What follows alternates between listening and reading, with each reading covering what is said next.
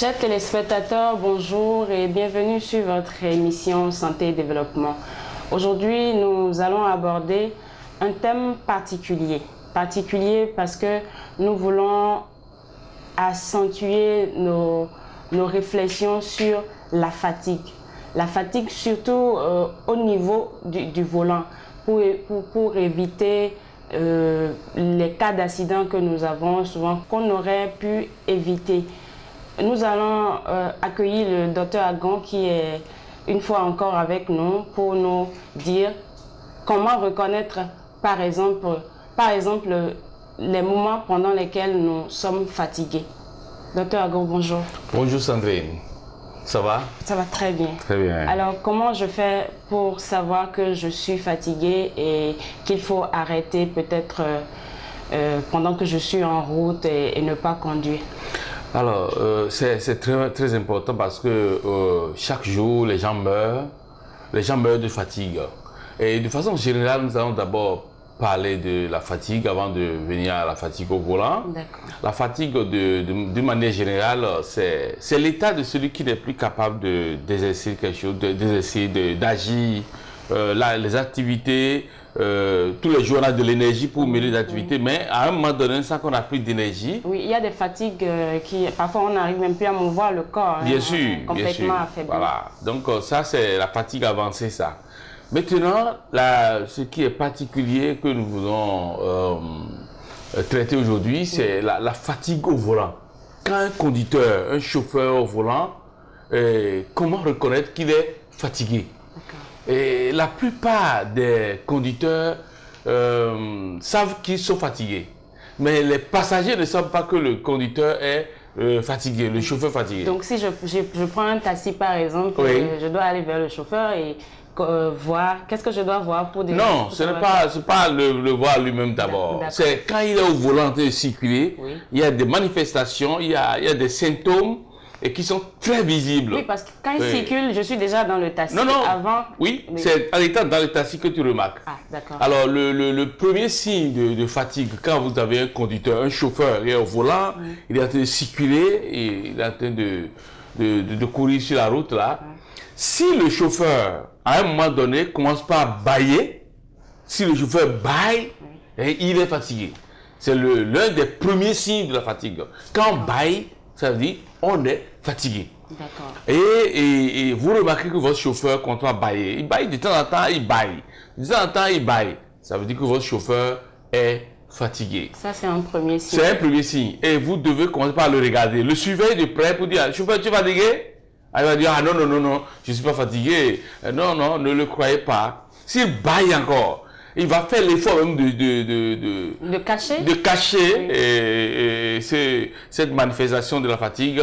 Et il faut le suivre. Parce que si le chauffeur dort au volant, vous êtes mort. Vous devez éviter que votre chauffeur, votre conducteur dorme au volant. Donc, quand le chauffeur baille, se met à bailler de temps en temps, le chauffeur est fatigué. Et deuxièmement, comme deuxième signe, quand le chauffeur commence à gratter la tête, il gratte la tête, de temps en temps, il gratte la tête. Ça peut-être qu'il a un insecte dans... Non, non, non, si c'est une fois, d'accord, mais il va gratter souvent la tête. D'accord. Le chauffeur va souvent gratter la tête. Si le chauffeur se comporte comme ça, là, il est fatigué. Vous devez commencer par lui dire, mais tu grattes la tête.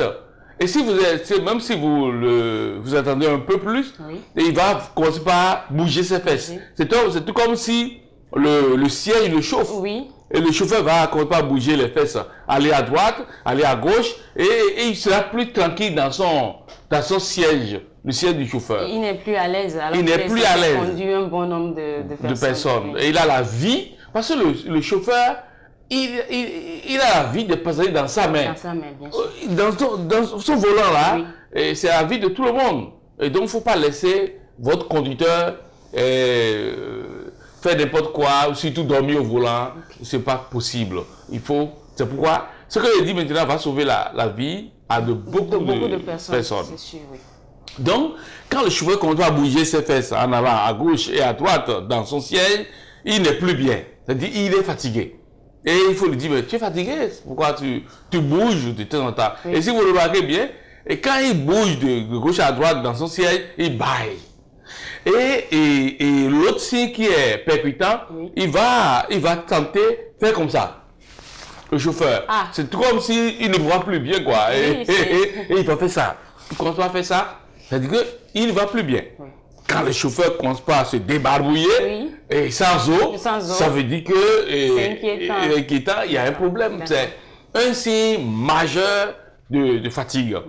Et quand vous l'observez toujours, le chauffeur, j'ai dit qu'il se met à bailler, à gratter la tête, à bouger de gauche à droite dans son siège. Maintenant, il va commencer pas se débarbouiller sans eau. Sans eau. Ça veut dire qu'il passe la main dans son visage, dans sa figure comme ça là. Ça veut dire qu'il y a un problème, il ne voit plus bien.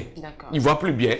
Et le cinquième signe, vous allez voir le chauffeur, et la route est là, mais il va commencer par s'abaisser pour ouvrir grandement les yeux, tout comme la route. Tout comme s'il ne voyait pas bien la route. Il va ouvrir grandement les yeux et il va chercher la route, alors que la route est là. C'est lui qui n'est pas là. Voilà. Donc, quand le chauffeur se met à ouvrir grandement les yeux, à chercher la route, et si vous le remarquez bien, quand il se met à chercher la route, comme sixième signe, il va tenir le volant, tout comme si le volant allait l'échapper. Oui. Et il tire le volant, tout comme le volant allait l'échapper, et il ouvre grandement les yeux, et il baisse la tête. Il s'approche du volant pour regarder la route. Il est fatigué.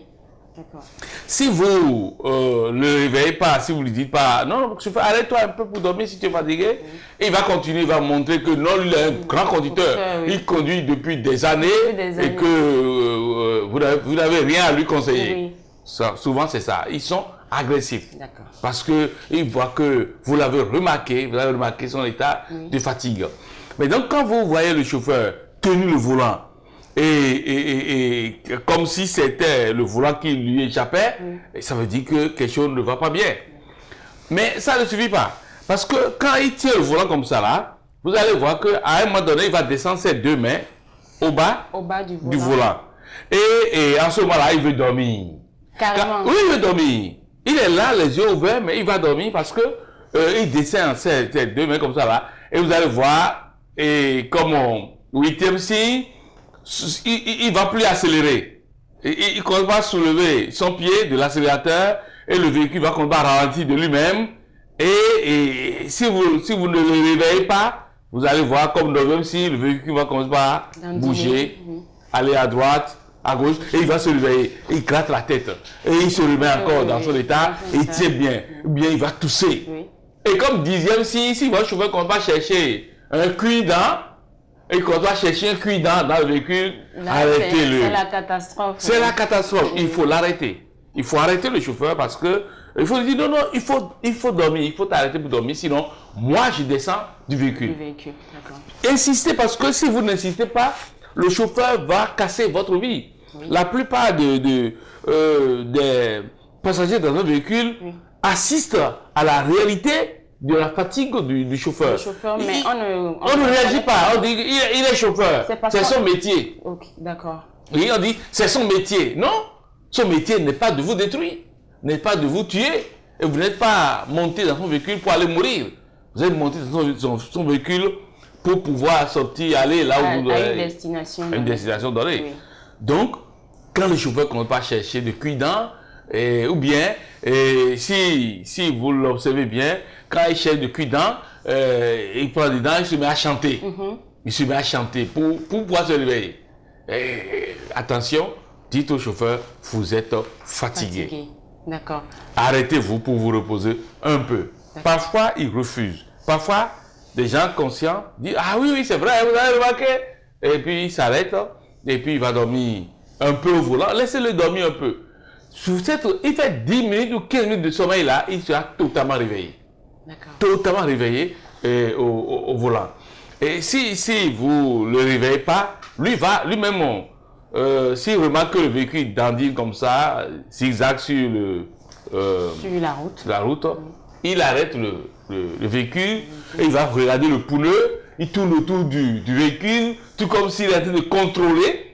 Il a un problème pour reconnaître qu'il est fatigué. Il sait qu'il est fatigué. Mais à cause de vous, les passagers, Lui veut il veut vous plaire. Il veut pas que les gens lui disent tu es fatigué, tu as plus le volant. Non, il veut vous servir. Donc lui, il veut aller vite et vous ramener là pour que vous soyez satisfait. En réalité, c'est ça.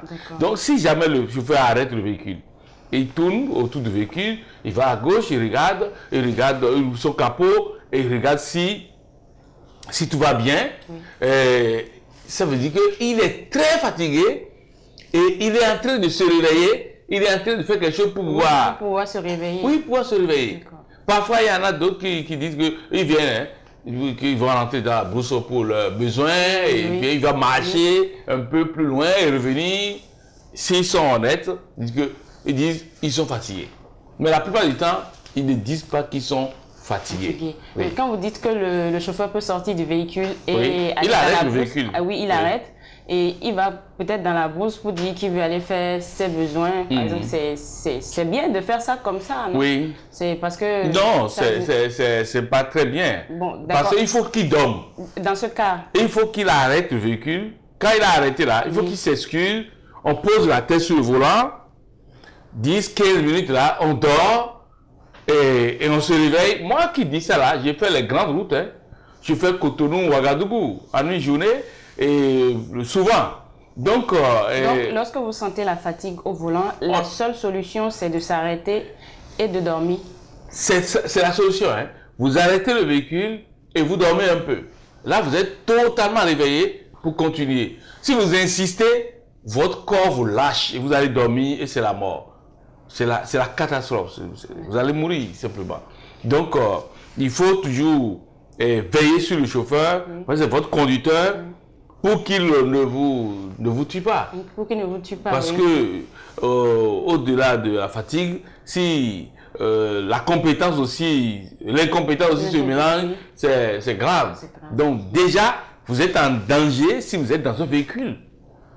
Chaque fois qu'on est dans une voiture, on est en danger. Tout comme on est dans un avion, on est en danger. C'est un danger d'être dans un véhicule. C'est nécessaire. Aujourd'hui, c'est obligatoire pour tout le monde de se déplacer.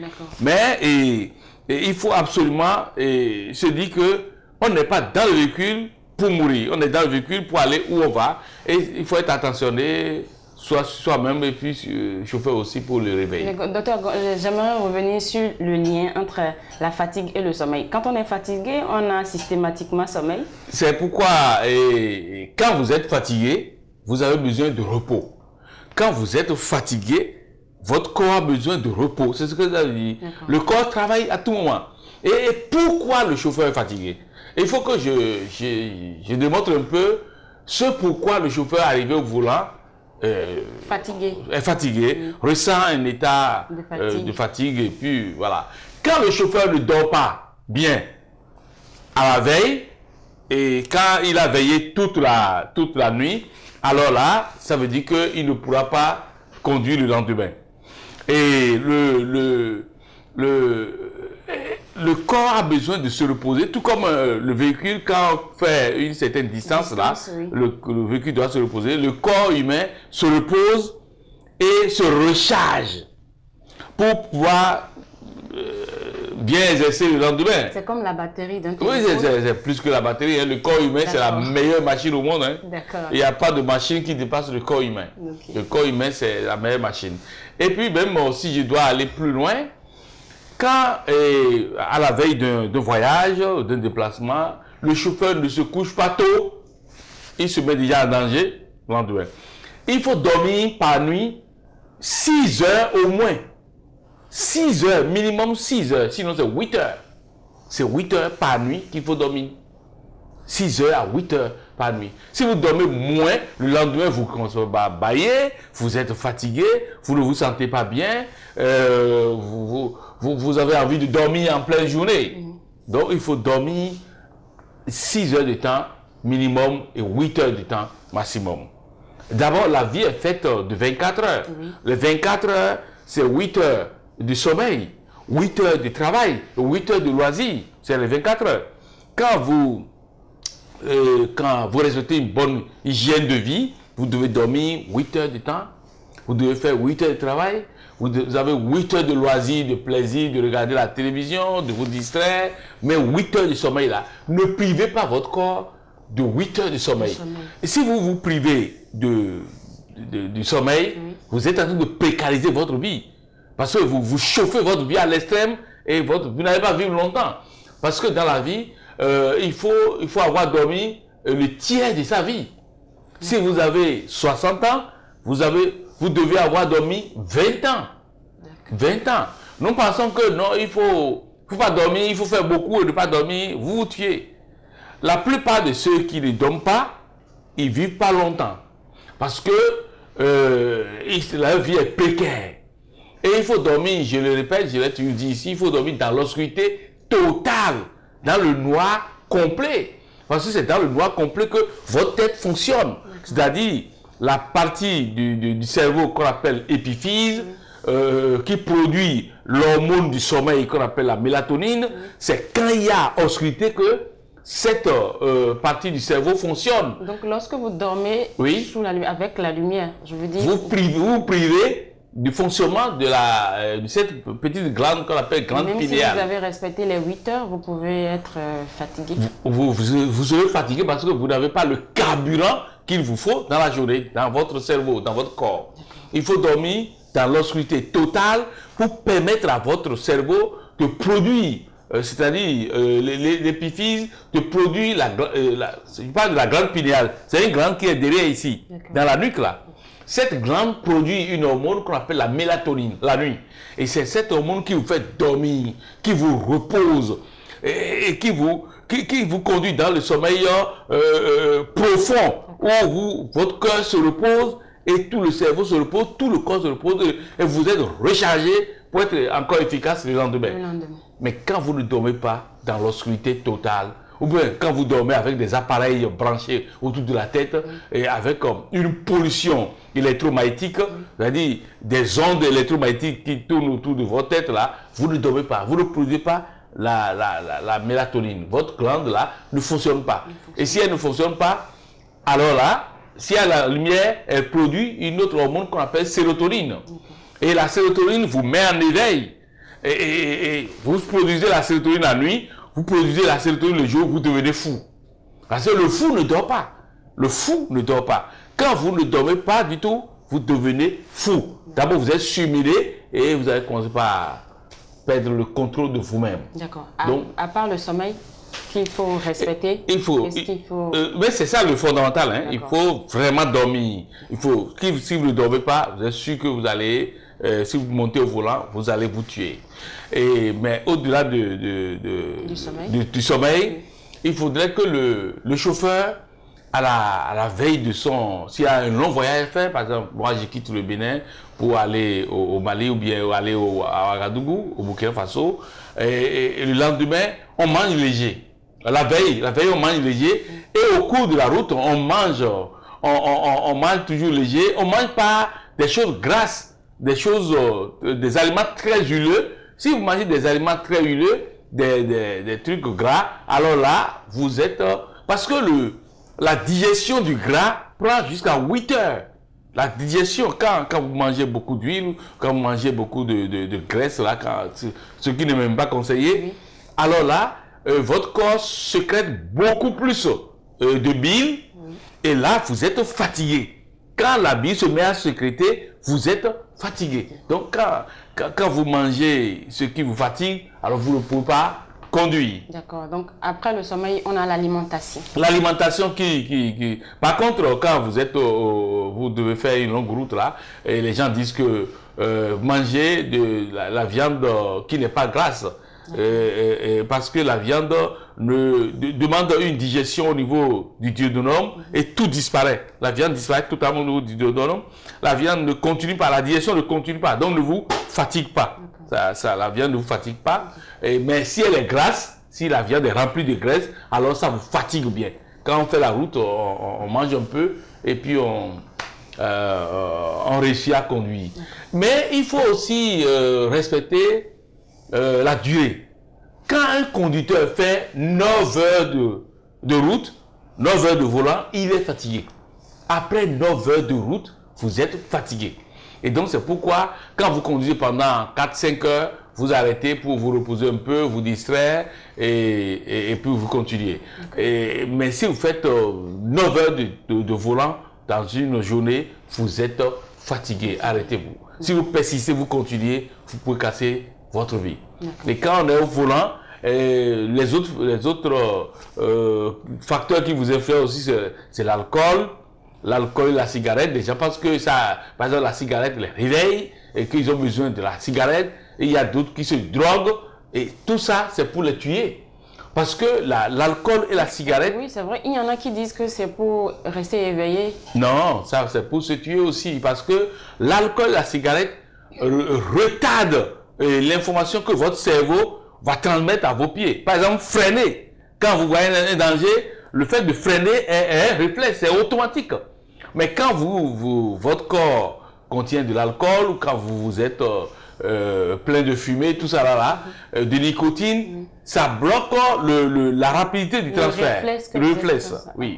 Donc c'est ça. Tout ça pour dire, surveillons notre vie, soyons éveillés, sinon quand on monte au volant avec la fatigue, on va mourir. Ils sont très nombreux qui meurent. Il y a des gens qui ont cassé leur vie, il y a des gens qui ont fait des accidents et toute leur vie est paralysée. C'est pourquoi il faut absolument veiller sur le chauffeur qui vous conduit. Il faut avoir l'œil sur lui et ces signes que j'ai cités ici, là, quand vous commencez à remarquer ça, 2, 3 de ces signes-là, le chauffeur, tu es fatigué. S'il est ainsi, vous dites non, monsieur Agon a dit ces signes-là. Si on reconnaît la fatigue par ceci, et sinon, moi, je descends de votre véhicule. D'accord. Voilà.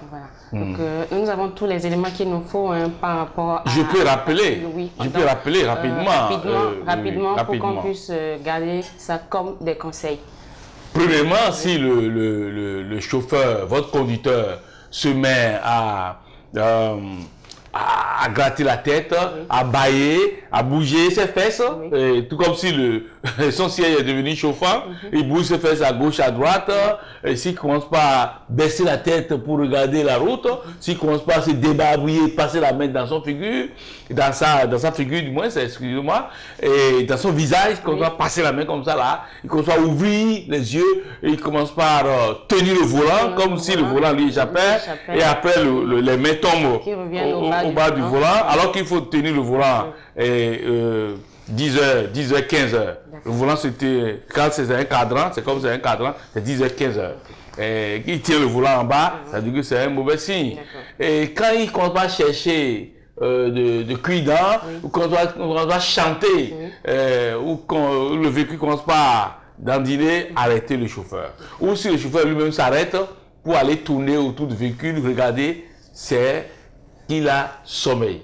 Et vous devez lui dire, dormez un peu et on va continuer. Il est donné aussi des conseils pour que le chauffeur ne se réveille pas fatigué. Oui. D'accord. Voilà. Merci beaucoup. Ben, c'est un plaisir. Merci. On espère vous revoir la prochaine fois pour d'autres informations par rapport à... Pour la fatigue, nous allons continuer même l'émission sur la fatigue parce que nous avons fait la fatigue au volant aujourd'hui. Nous allons montrer dans une émission prochaine que quand on est fatigué, c'est le cœur humain aussi qui est fatigué. C'est votre cœur qui est fatigué. Donc on va partir de la fatigue au cœur. Et montrer combien le cœur est important parce que c'est le seul moteur qui bouge dans l'homme. Et si vous êtes fatigué, ça veut dire que votre cœur est fatigué. Qu'est-ce qu'il faut faire? Que faut-il faire pour éviter précariser son cœur? Éviter mourir tôt. Parce que beaucoup de gens ne respectent pas l'hygiène de la vie. D'accord. Oui. Voilà. Merci beaucoup. Chers téléspectateurs, merci de nous avoir suivis. Merci de rester toujours fidèles à cette émission. Vous avez compris, avant qu'on ne revienne sur le cœur, avant qu'on ne sache ce que la fatigue pourrait causer sur notre cœur, on doit retenir qu'il faut bien dormir, déjà pour éviter la fatigue, surveiller son alimentation. Très souvent, quand on est aussi dans un taxi, par exemple, il faut savoir observer le chauffeur pour connaître ses moments de fatigue, pour pouvoir l'arrêter à temps pour éviter nos accidents.